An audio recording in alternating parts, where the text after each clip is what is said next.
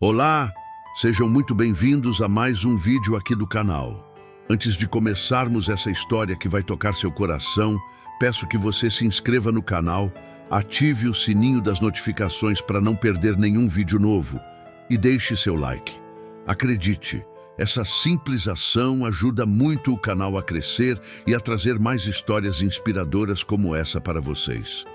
Compartilhe também com aquela pessoa que precisa ouvir uma mensagem de esperança hoje. Combinado? Então vamos lá. Meu nome é Marcelo Vasconcelos. Tenho 50 anos e por muito tempo acreditei que tinha tudo. Empresário de sucesso, apartamentos em 3 países, carros importados na garagem, relógios que custavam mais do que uma casa. Meu nome era respeitado nas páginas de economia dos jornais. Eu era o homem que fazia negócios milionários acontecerem com um simples aperto de mão. Mas naquela noite chuvosa de terça-feira, quando olhei para a tela do meu celular e vi a notificação, resultado dos exames disponíveis, percebi que todo aquele poder não valia absolutamente nada. Estava no meu escritório no 42º andar, cercado por vidros blindados e uma vista privilegiada da cidade. A chuva batia forte nas janelas panorâmicas e o céu estava cinza como chumbo. Havia uma pilha de relatórios financeiros sobre minha mesa de mogno italiano, uma taça de vinho tinto que nem havia tocado e aquele maldito celular vibrando insistentemente. Demorei alguns segundos antes de pegar o aparelho. Algo dentro de mim já sabia. Abri o arquivo PDF com dedos trêmulos, algo que jamais acontecia comigo nas negociações mais tensas. As palavras pareciam flutuar na tela.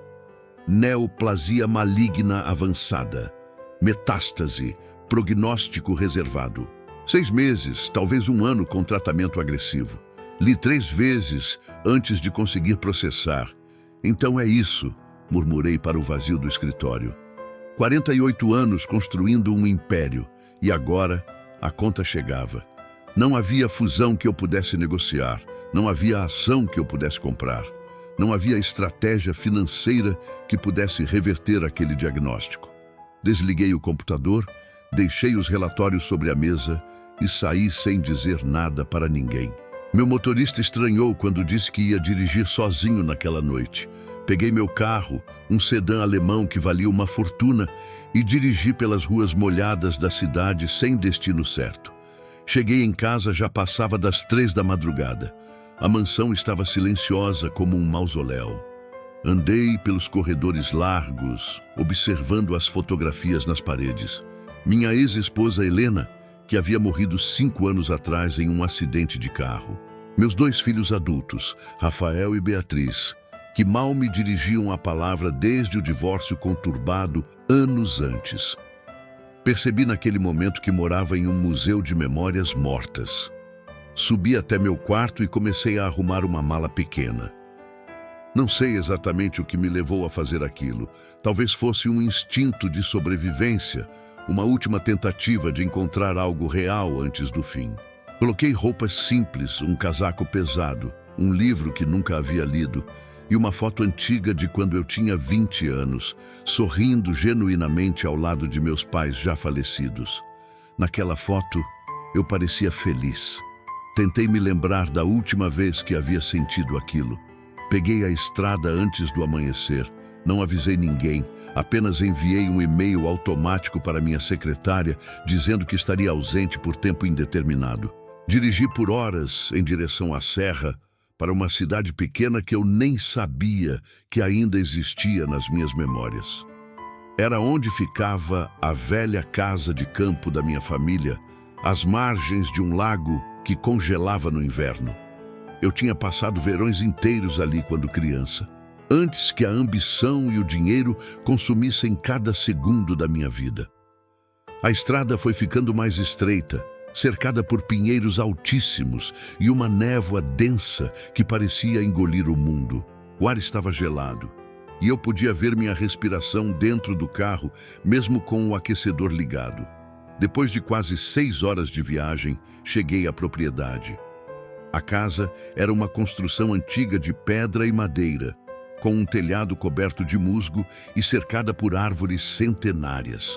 Um homem de cabelos grisalhos apareceu na varanda, os olhos arregalados de surpresa. Era seu Antônio, o caseiro que cuidava da propriedade desde que eu era menino. Ele devia ter uns 70 anos agora, mas ainda mantinha aquele jeito firme e sereno. "Senhor Marcelo, é realmente o senhor", disse ele descendo as escadas de madeira. "Faz mais de 20 anos que o senhor não vem aqui." Olhei para ele e para a casa que parecia ter parado no tempo. "Acho que estava esperando o inverno certo, seu Antônio", respondi, e pela primeira vez em anos senti algo parecido com paz. Os primeiros dias foram estranhos. A casa não tinha luxos, apenas o essencial. Um fogão a lenha, móveis simples, mas bem cuidados, e aquele silêncio profundo que só existe longe das cidades. Eu acordava cedo e caminhava pelas trilhas ao redor do lago. A água estava começando a congelar nas bordas, criando padrões cristalinos que brilhavam sob o sol fraco da manhã. Não havia reuniões, não havia telefones tocando, não havia pressão. Apenas eu, o frio cortante e meus pensamentos. Foi no terceiro dia que ouvi as risadas. Eram risadas de crianças, aquele som puro e despreocupado que eu havia esquecido que existia. Segui o som até uma clareira não muito longe da propriedade. Lá estava uma jovem mulher cercada por 7 ou 8 crianças pequenas. Ela usava roupas simples, um suéter de lã surrado e botas velhas, mas havia algo nela que chamava a atenção. Talvez fosse o jeito como seus olhos brilhavam quando falava, ou como se movimentava com uma energia que parecia iluminar tudo ao redor. Ela estava dando uma aula ao ar livre, debaixo de um carvalho enorme. As crianças sentavam em troncos e pedras, completamente absortas, enquanto ela contava a história de como os pinheiros permaneciam verdes, mesmo no inverno mais rigoroso. Fiquei observando de longe, escondido entre as árvores como um intruso. Não sei quanto tempo fiquei ali, mas quando ela terminou a aula e as crianças correram para brincar, nossos olhares se cruzaram por um instante. Ela acenou timidamente, e eu, sem saber o que fazer, apenas acenei de volta antes de voltar para casa. No dia seguinte, decidi ir até o pequeno mercado da vila comprar algumas coisas. Era um lugar minúsculo, com apenas 3 corredores estreitos e um balcão onde uma senhora idosa atendia com um sorriso caloroso. Estava escolhendo alguns pães quando ouvi uma voz atrás de mim. "O senhor é o dono da Casa do Lago, não é?" Virei e lá estava ela, a professora que eu havia visto na floresta. De perto, pude ver que ela tinha olhos castanhos profundos e algumas mechas rebeldes de cabelo escapando do gorro de lã. "Acho que sou", respondi. "Pelo menos no papel." Ela sorriu, e foi um sorriso genuíno, sem segundas intenções ou interesse no tamanho da minha conta bancária. "Meu nome é Rafaela", disse ela estendendo a mão. "Sou professora na escola da vila. Ou melhor, sou a escola da vila", riu.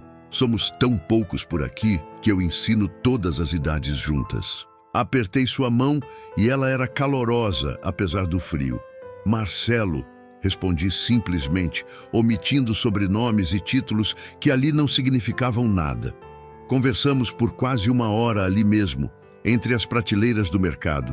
Ela falou sobre o inverno rigoroso que se aproximava, sobre as crianças que ensinava, sobre como a vida na vila era difícil, mas cheia de coisas simples que faziam valer a pena. Eu apenas ouvia, fascinado. Havia tanto tempo que não tinha uma conversa real com alguém, sem agendas ocultas ou interesses comerciais. Quando nos despedimos, percebi que estava sorrindo. Um sorriso pequeno, mas real.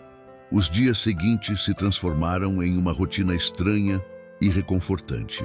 Eu acordava cedo, caminhava até a vila e invariavelmente encontrava Rafaela. Às vezes era na escola improvisada, outras vezes no mercado ou simplesmente caminhando pelas ruas estreitas. Ela me apresentou às pessoas da vila, todos simples e gentis. O padeiro que acordava às 4 da manhã para fazer pão fresco, a senhora que tricotava mantas para vender na feira, o velho ferreiro que ainda trabalhava com métodos tradicionais. Uma tarde, Rafaela apareceu na minha porta com um grupo de crianças. "Senhor Marcelo", disse ela com aquele sorriso radiante, "o lago congelou completamente. As crianças queriam saber se podíamos usar para patinar." Olhei para aqueles rostinhos esperançosos e não consegui dizer não. "Claro", respondi, e acabei passando a tarde inteira assistindo as crianças brincarem no gelo, suas risadas ecoando pelas montanhas. Rafaela se sentou ao meu lado em um tronco caído. "É bonito, não é?", disse ela, observando as crianças. "Às vezes, eu acho que eles têm mais a ensinar para mim do que eu para eles. Eles vivem o momento, sabe? Não se preocupam com o amanhã." Suas palavras me atingiram como um soco. Eu havia passado décadas inteiras me preocupando com o amanhã, construindo um futuro que agora descobria que não teria. Foi nesse momento que comecei a tossir. Uma tosse seca e forte que parecia rasgar meu peito. Tentei disfarçar, mas Rafaela percebeu. "O senhor está bem?", perguntou com preocupação genuína nos olhos. "Estou sim", menti, "apenas o ar frio." Ela não pareceu convencida, mas não insistiu. Apenas ficou ali ao meu lado e sua presença era estranhamente reconfortante. Nos dias seguintes, Rafaela começou a me ensinar coisas que eu havia esquecido ou nunca havia aprendido. Como pescar no lago usando técnicas antigas, como fazer pão no fogão a lenha, como identificar os rastros dos animais na neve. Eu, que havia comandado empresas e fechado negócios de milhões, estava aprendendo a fazer coisas básicas e sentindo uma satisfação que nunca havia experimentado nos conselhos administrativos. Uma noite, ela me convidou para jantar em sua casa. Era uma construção pequena e modesta na beira da vila, mas quando entrei, senti mais calor e acolhimento do que jamais havia sentido na minha mansão de 10 quartos. Havia flores secas em vasos improvisados, mantas coloridas nos sofás velhos e o cheiro maravilhoso de comida caseira no ar. Algumas crianças da escola estavam lá também, e depois do jantar, Rafaela pegou um violão velho e começou a tocar.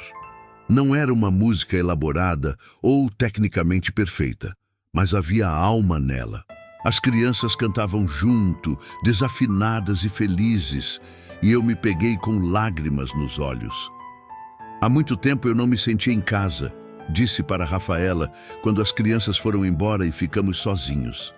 Ela me olhou com aqueles olhos profundos e tocou minha mão. "Então fique", disse ela simplesmente. Naquela noite andei de volta para minha casa sob um céu estrelado que eu havia esquecido que existia. As luzes da cidade onde eu morava obscureciam as estrelas. Mas ali, no meio das montanhas, o universo inteiro brilhava acima de mim. Comecei a escrever. Peguei um caderno velho que encontrei em uma gaveta e comecei a escrever tudo. Minhas memórias, meus arrependimentos, cartas para meus filhos explicando coisas que nunca havia dito. E escrevi sobre Rafaela, sobre como ela havia me mostrado que viver não era acumular coisas, mas criar momentos. As semanas passaram e o inverno se intensificou. A neve cobria tudo com um manto branco e o frio era tão intenso que queimava os pulmões. Mas eu me sentia mais vivo do que nunca. Rafaela e eu passávamos cada vez mais tempo juntos. Caminhadas longas pelas trilhas cobertas de neve, conversas que duravam até tarde da noite, silêncios confortáveis enquanto observávamos o fogo na lareira. Foi em uma dessas noites que ela me contou sobre sua mãe. "Ela morreu quando eu tinha 15 anos", disse Rafaela olhando para o fogo. "Câncer. Foi rápido e brutal. Meu pai não aguentou a dor e nos abandonou logo depois. Criei minha irmã mais nova sozinha, trabalhando em qualquer coisa que aparecesse. Minha voz falhou quando perguntei: 'E sua irmã, onde está agora?' Rafaela sorriu tristemente. Ela conseguiu uma bolsa para estudar na capital. Hoje é médica. Estou muito orgulhosa dela, mas confesso que às vezes me sinto sozinha." Segurei sua mão e senti uma conexão que ia além de qualquer coisa que eu havia experimentado. Ela olhou para mim e naquele momento eu quis contar tudo. Sobre a doença, sobre o tempo que me restava, sobre como eu estava usando aqueles últimos meses para finalmente viver de verdade. Mas as palavras não saíram. Eu tinha medo de que, se ela soubesse, tudo mudasse. Que ela passasse a me ver como um homem doente, não como simplesmente Marcelo. Então continuei em silêncio, guardando meu segredo como um covarde. O destino, porém, não me daria escolha. Uma manhã, acordei me sentindo particularmente mal.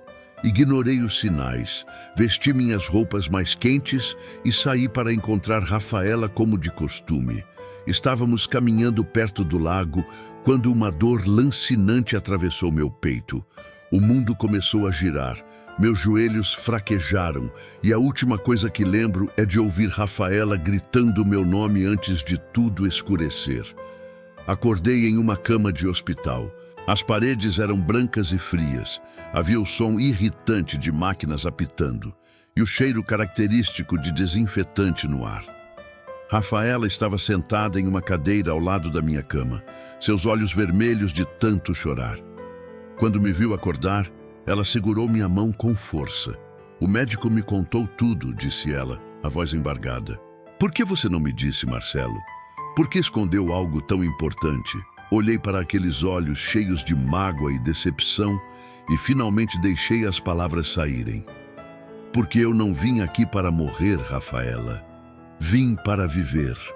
Pela primeira vez em décadas, eu estava realmente vivendo e tinha medo de que, se você soubesse, passasse a me tratar como um doente terminal, não como um homem.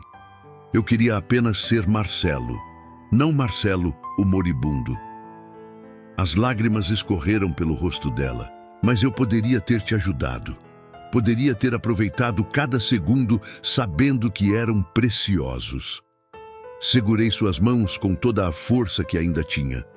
"Todos os segundos são preciosos, Rafaela. Você me ensinou isso. Não precisamos de um diagnóstico fatal para viver cada momento como se fosse o último. Você já faz isso naturalmente. Foi observando você que eu aprendi."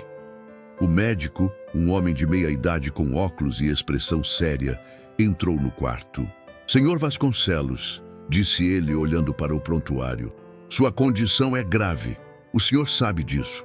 O ideal seria voltar para a cidade, iniciar um tratamento mais agressivo, estar perto de um hospital bem equipado."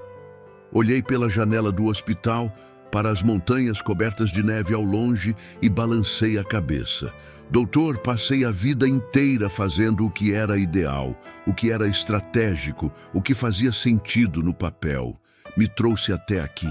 Se vou morrer, e parece que vou, quero fazer isso em meus próprios termos." Rafaela apertou minha mão mais forte. Voltei para a casa do lago 3 dias depois, contra todas as recomendações médicas. Seu Antônio me ajudou a descer do carro e eu pude ver a preocupação em seus olhos. Rafaela se mudou para um dos quartos de hóspedes, insistindo que alguém precisava cuidar de mim. Tentei argumentar, mas ela foi irredutível. "Você cuidou do coração das crianças na escola, cuidou de mim sem nem perceber", disse ela. "Agora é minha vez." Os dias que se seguiram foram os mais significativos da minha vida. Rafaela me acordava cedo e, quando eu tinha forças, caminhávamos até o lago. O inverno estava no auge e tudo estava coberto por uma camada espessa de neve. O silêncio era absoluto, quebrado apenas pelo ranger dos nossos passos na neve e pelo vento assobiando entre os pinheiros. Uma tarde, enquanto observávamos o pôr do sol colorir o céu de tons impossíveis de laranja e roxo, Rafaela me perguntou: "Você se arrepende de alguma coisa?" Pensei por um longo momento. Me arrependo de ter levado tanto tempo para perceber o que realmente importava. Me arrependo de não ter sido um pai melhor, um marido melhor. Me arrependo de ter colocado dinheiro e poder acima das pessoas. Mas não me arrependo de ter vindo para cá. Não me arrependo de ter encontrado você. Ela encostou a cabeça no meu ombro. Sabe o que você me ensinou, Marcelo? Que nunca é tarde para recomeçar. Mesmo agora, mesmo sabendo que o tempo é curto, você escolheu viver em vez de simplesmente existir. Isso é coragem de verdade. Naquela noite, sob um céu estrelado, nos beijamos pela primeira vez. Foi um beijo suave, cheio de ternura e urgência ao mesmo tempo. Sabíamos que nosso tempo era limitado, mas isso apenas tornava cada momento mais precioso. Não era um amor desesperado ou frenético. Era um amor sereno, maduro, nascido da certeza de que havíamos encontrado algo real em meio ao caos. Passei as semanas seguintes colocando minha vida em ordem. Liguei para meus filhos, conversas difíceis onde pedi desculpas por anos de ausência emocional. Rafael, meu filho mais velho, inicialmente foi frio, mas aos poucos foi se abrindo. Beatriz, minha filha, chorou no telefone, mas disse que estava feliz por eu finalmente estar buscando alguma forma de paz. Prometi que quando eu tivesse forças, eles poderiam vir me visitar. Queria que conhecessem Rafaela, que vissem o lugar que havia me transformado. Também coloquei meus negócios em ordem. Liguei para meus advogados e contadores, instruindo-os sobre como distribuir minha fortuna. A maior parte seria dividida entre meus filhos e instituições de caridade. Mas reservei uma quantia significativa para a vila, especificamente para a escola onde Rafaela ensinava. Queria que aquelas crianças tivessem oportunidades, que não precisassem escolher entre comida e educação. Para Rafaela, deixei a casa do lago e a propriedade ao redor. Ela tentou recusar quando mencionei minha intenção, dizendo que não precisava de nada, que apenas me queria ali, mas insisti. Não é sobre precisar, disse a ela. É sobre querer que este lugar, que me devolveu a vida, continue sendo um refúgio para você, para as crianças, para quem mais precisar. Prometa que vai cuidar dele. Fevereiro chegou, trazendo consigo os primeiros sinais de que o inverno começava a ceder. A neve começou a derreter lentamente, revelando a terra marrom e molhada por baixo. Eu, por outro lado, sentia meu corpo cedendo também. As dores eram constantes agora, e havia dias em que mal conseguia sair da cama. Rafaela estava sempre lá, lendo para mim, conversando, às vezes apenas segurando minha mão em silêncio. Meus filhos vieram me visitar em meados de fevereiro. Foi um encontro emotivo e curativo. Eles conheceram Rafaela e, para meu alívio e alegria, a acolheram imediatamente. Beatriz, que era médica, examinou-me e tentou esconder as lágrimas quando percebeu o quanto eu havia deteriorado. Rafael, sempre mais contido, ficou comigo uma noite inteira e conversamos sobre tudo que nunca havíamos dito. Sobre suas mágoas, sobre minhas falhas, sobre a possibilidade de perdão. Pai, disse Rafael antes de partir, eu estava com raiva de você por tanto tempo. Raiva por você ter escolhido o trabalho em vez de nós. Mas vendo você aqui, vendo como você mudou, entendo que às vezes as pessoas precisam se perder completamente para se encontrarem. Estou feliz que você tenha encontrado isso antes do fim. Aquelas palavras valeram mais do que todos os contratos que assinei na vida. No início de março, numa manhã particularmente linda, acordei e soube que era chegada a hora. Não sei como sabia, mas sabia. Pedi a seu Antônio que me ajudasse até o lago. Rafaela veio comigo, envolta em um xale de lã. Sentamos em um banco que eu mesmo havia ajudado a construir semanas antes, em um dos meus últimos dias de força. O lago estava começando a descongelar. Podíamos ouvir o gelo quebrando, um som etéreo que ecoava pelas montanhas. O sol nascente pintava tudo de dourado. Dourado e rosa, cores que eu nunca havia realmente apreciado antes daquele inverno. Você me ensinou que a vida é feita de momentos, disse Rafaela, sua voz tremendo. Então me ensine a lidar com este, como eu deixo você ir. Segurei seu rosto entre minhas mãos, olhando fundo naqueles olhos que haviam me mostrado o que era realmente viver. Você não me deixa ir. Você me carrega em cada aula que der, em cada criança que tocar, em cada nascer do sol que observar. Eu estarei lá. E você vive, Rafaela. Vive com toda a intensidade. Por nós dois. Nos beijamos uma última vez. Um beijo salgado de lágrimas, mas doce de amor verdadeiro. A neve começou a cair novamente, flocos grandes e preguiçosos que pareciam dançar no ar. Eu me recostei no banco, de mãos dadas com ela, e simplesmente observei. Observei as montanhas, o lago, as árvores, o céu infinito. Observei a vida em toda sua beleza dolorosa e perfeita. E então, gentil como um suspiro, deixei tudo ir. Sei que vocês devem estar se perguntando como posso estar contando essa história se ela terminou assim. Bem, aqui vem a primeira reviravolta que preciso compartilhar com vocês. Quando desmaiei naquela manhã, todos pensaram que havia sido o fim. Rafaela me abraçou, chorando, enquanto seu Antônio corria para chamar ajuda. Mas meu coração, teimoso como sempre fui em vida, continuou batendo. Fraco e irregular, mas batendo. A ambulância me levou às pressas para o hospital e os médicos fizeram o que puderam. Fiquei em coma por quase uma semana. Durante esse tempo, segundo me contaram depois, a vila inteira se mobilizou. As crianças faziam desenhos e cartinhas. O padre da igreja local organizava vigílias de oração. Rafaela não saiu do meu lado nem por um minuto. Conversando comigo, lendo para mim, contando histórias sobre o que estava acontecendo lá fora. E então, numa tarde de terça-feira, simplesmente acordei. Os médicos não tinham explicação. Meu quadro era terminal, e isso não havia mudado. Mas alguma força inexplicável, me dera uma segunda chance temporária. Um médico jovem, Dr. Felipe, foi honesto comigo. Senhor Vasconcelos, disse ele, o que aconteceu foi extraordinário, mas preciso ser claro. Isso é um tempo extra, não uma cura. Dias, talvez algumas semanas. Use-as com sabedoria. E usei. Como usei.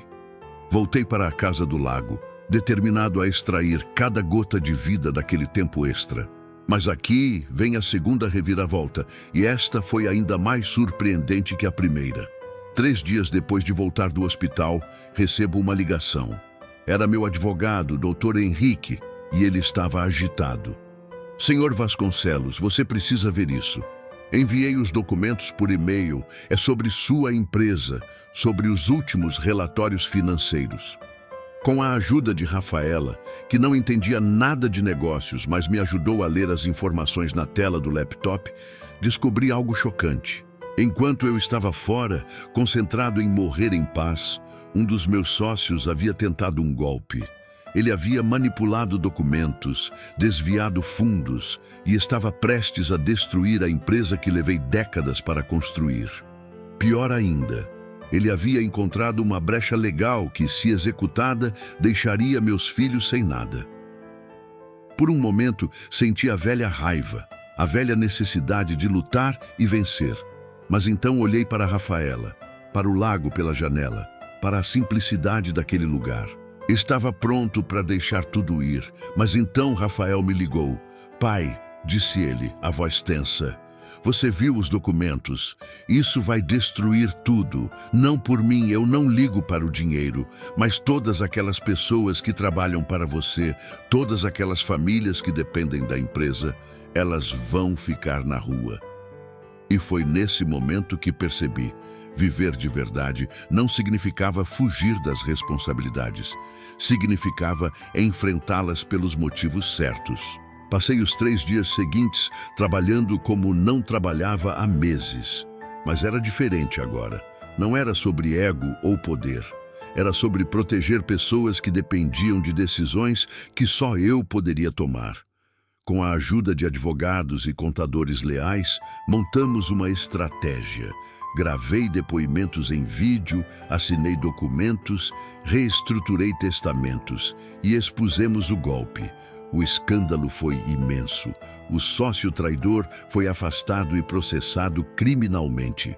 A empresa foi reorganizada com Rafael assumindo a presidência, algo que ele nunca quis, mas aceitou por senso de dever. E eu me certifiquei de que todos os funcionários estivessem protegidos.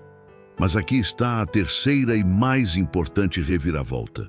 Lutando por aquilo que importava, usando minha experiência para proteger, em vez de apenas acumular, senti algo mudando dentro de mim. Não fisicamente, isso estava claro. Eu ainda estava morrendo. Mas emocionalmente, espiritualmente, algo havia se transformado. Voltei para o lago exausto, mas em paz.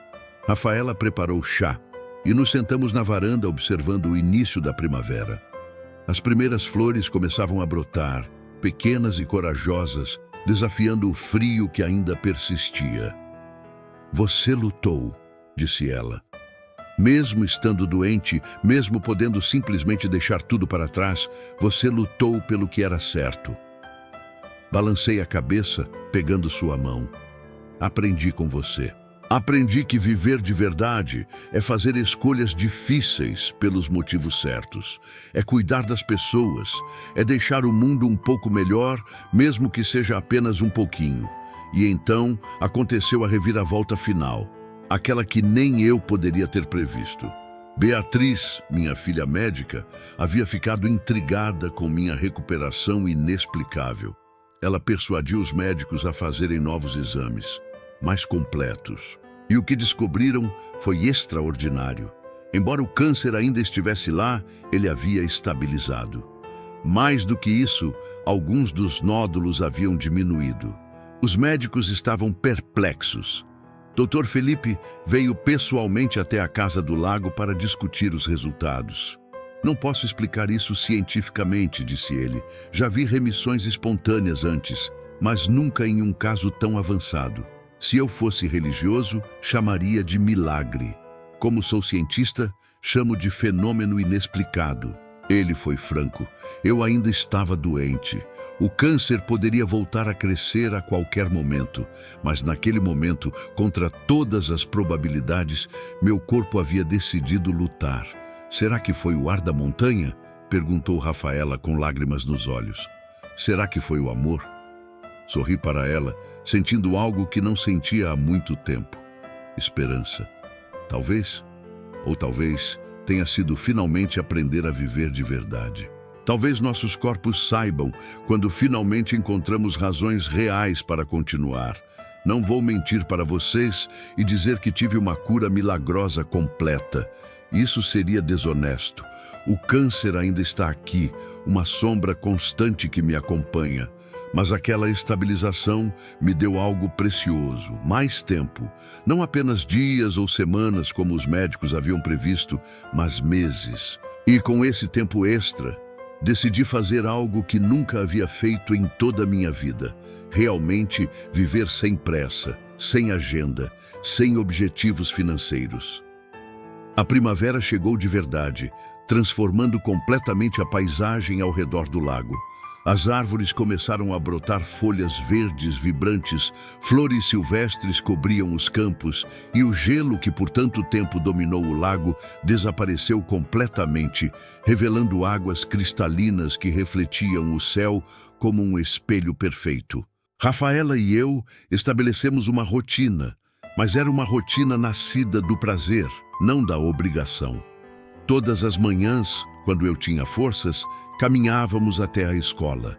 Eu havia começado a ajudá-la com as aulas, não ensinando matemática ou português, mas compartilhando histórias do mundo dos negócios, de uma forma que as crianças pudessem entender. Falava sobre planejamento, sobre trabalho em equipe, sobre ética e responsabilidade. Um dia, um menino chamado Pedro, de apenas 8 anos, levantou a mão e perguntou: "Senhor Marcelo, o senhor era muito rico, não era? Por que o senhor não está mais na cidade fazendo mais dinheiro?" Olhei para aquele rostinho curioso, para os olhos das outras crianças esperando minha resposta e decidi ser completamente honesto. "Pedro, eu era rico sim, muito rico. Mas sabe o que descobri? Eu estava tão ocupado ganhando dinheiro que esqueci de viver. Esqueci de abraçar meus filhos, de assistir ao pôr do sol, de conhecer pessoas especiais como vocês e a professora Rafaela. O dinheiro é importante, sim, precisamos dele para sobreviver. Mas ele é apenas uma ferramenta, não um objetivo. A vida de verdade está aqui, nestes momentos com vocês. As crianças ficaram em silêncio por um momento, processando. Então uma menina chamada Ana, de 10 anos, disse algo que me marcou profundamente. Minha avó sempre diz que rico é quem tem tempo para ver as flores crescerem. Acho que o senhor ficou rico de verdade agora. Lágrimas vieram aos meus olhos.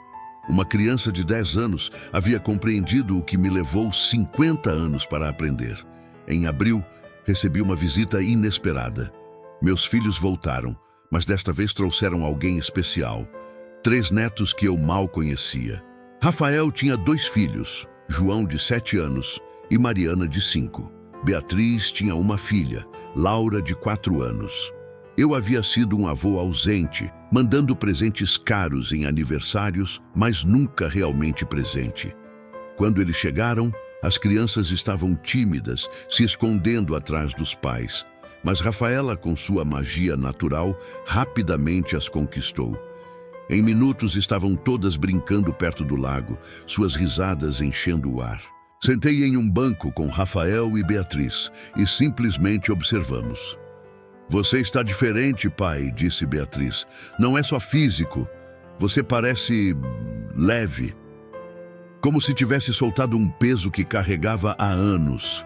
Rafael concordou. Eu passei tanto tempo com raiva de você por não estar presente quando éramos crianças.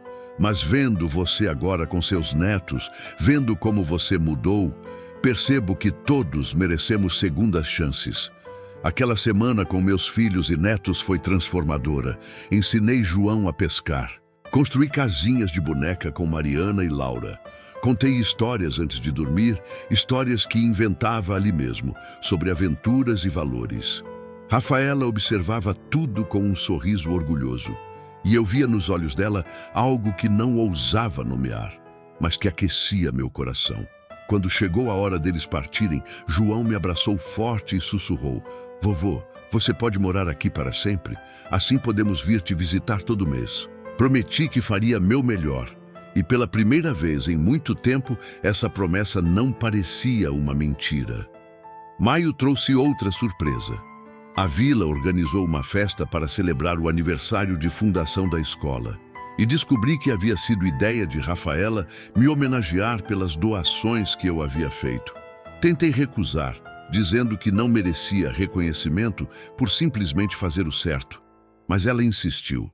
A festa foi simples, mas linda. Bandeiras coloridas decoravam a praça central. Havia comida caseira em abundância e as crianças prepararam apresentações.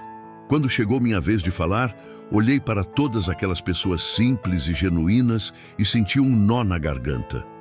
Vocês não precisam me agradecer, comecei, a voz embargada. Sou eu quem deveria agradecer a vocês.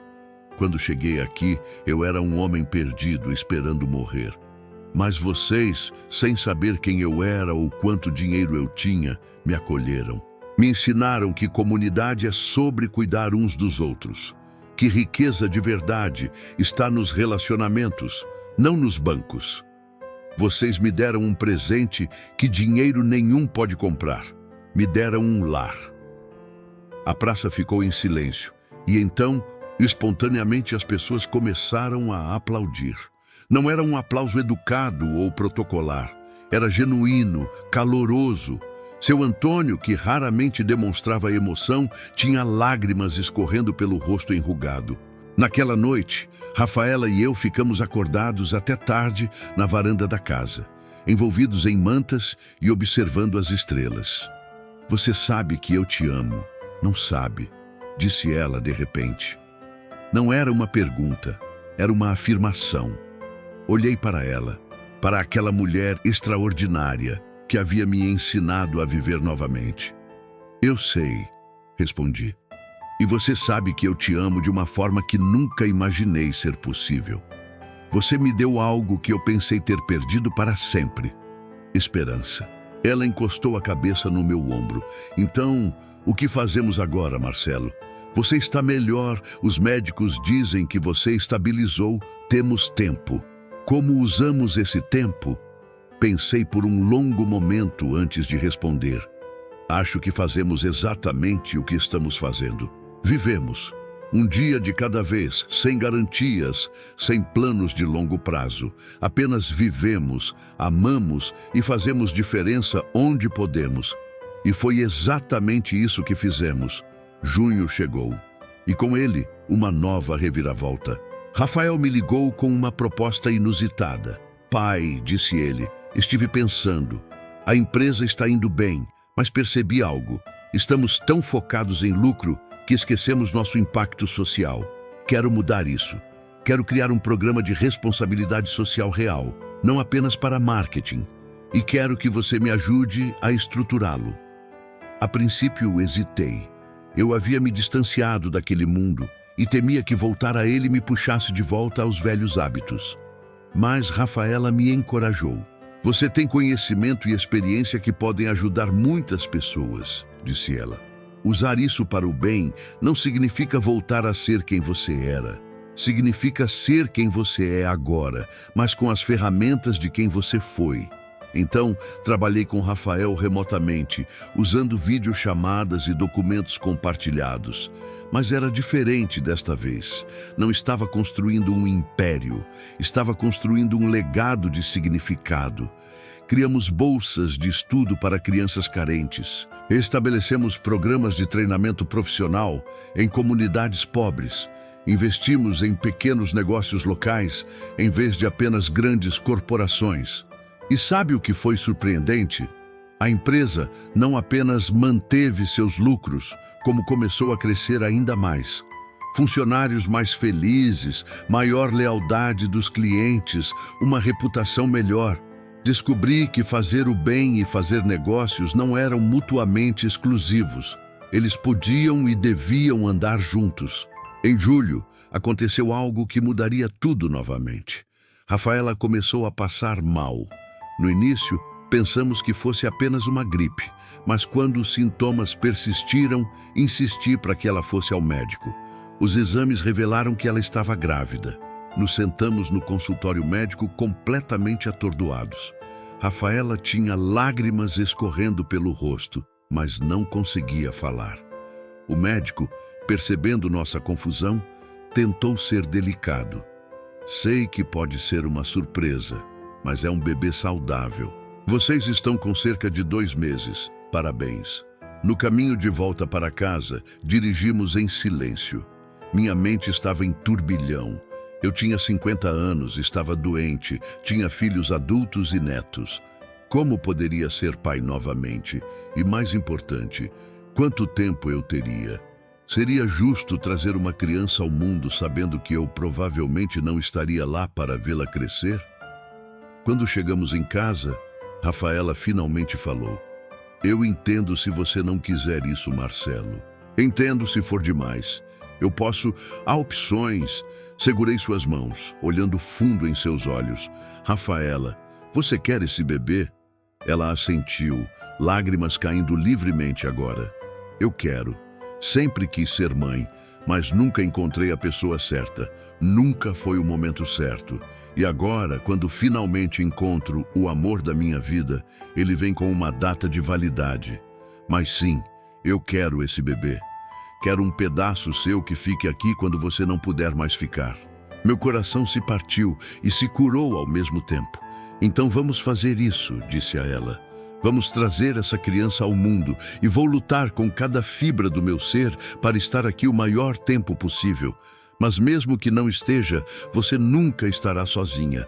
Meus filhos vão te apoiar, eu vou me certificar disso. A vila toda vai te apoiar. E essa criança vai crescer sabendo que foi concebida no amor mais puro que já existiu.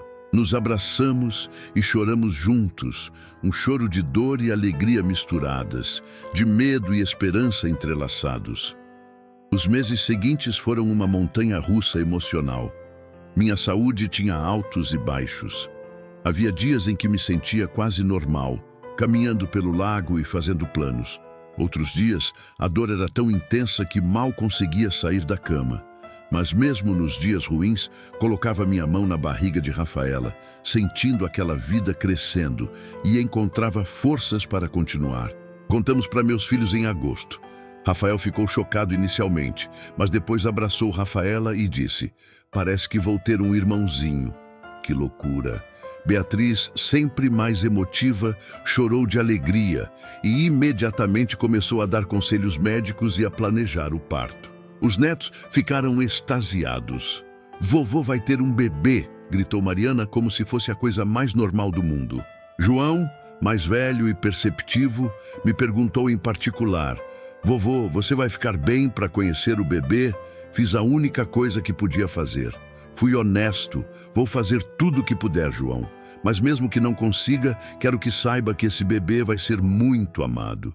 Por mim, por sua mãe, seus tios, por você e suas primas. Vamos todos ser uma família de verdade."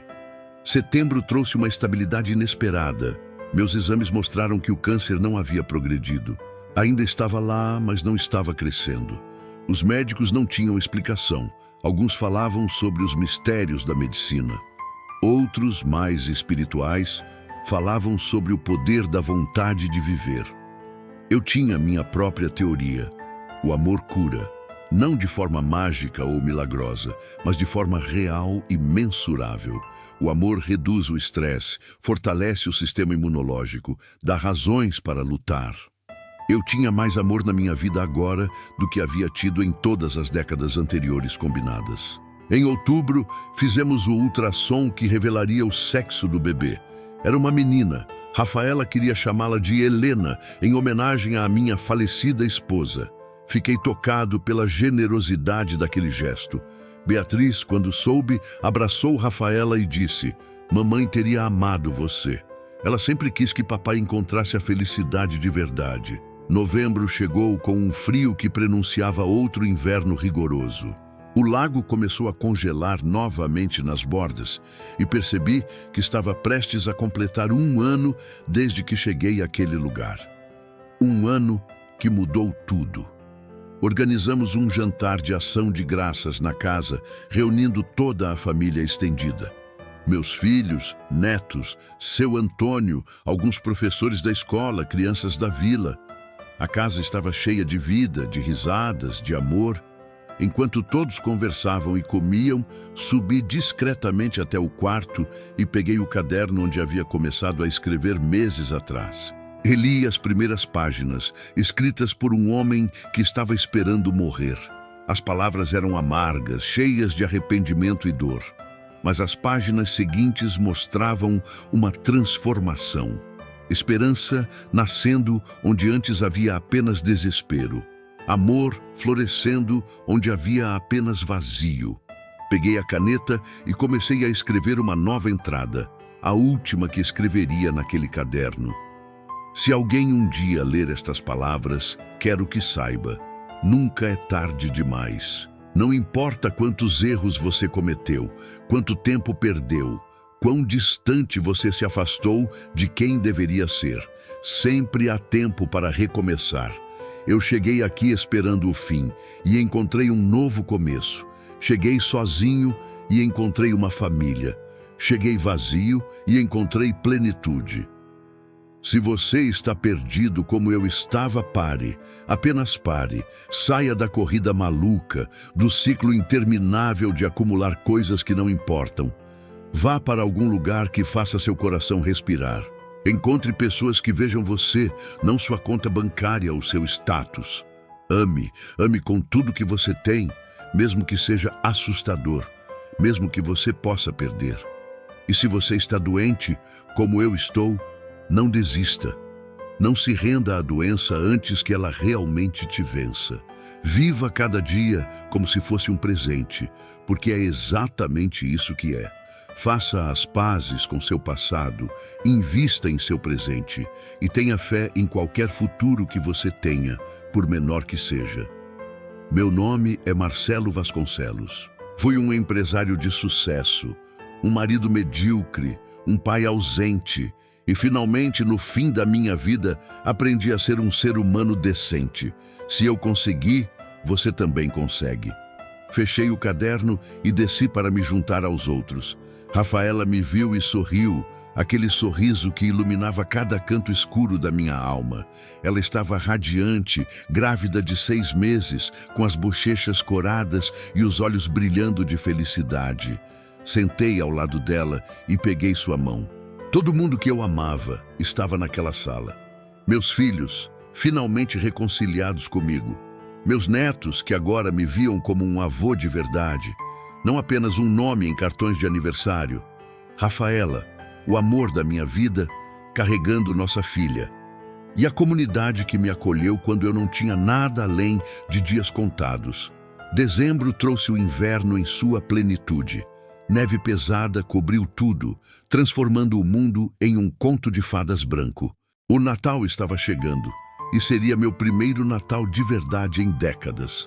Não um evento corporativo obrigatório ou um jantar formal sem alma, mas um Natal real, com pessoas que eu amava e que me amavam de volta. Ajudei as crianças da escola a montar uma peça de Natal. Rafaela dirigia, mas eu construí o cenário com a ajuda de seu Antônio e alguns pais. João, meu neto, fazia José. Uma menininha da vila fazia Maria. E no dia da apresentação, quando vi aquelas crianças contando a história antiga de esperança e renovação, percebi que estava vivendo minha própria história de renascimento.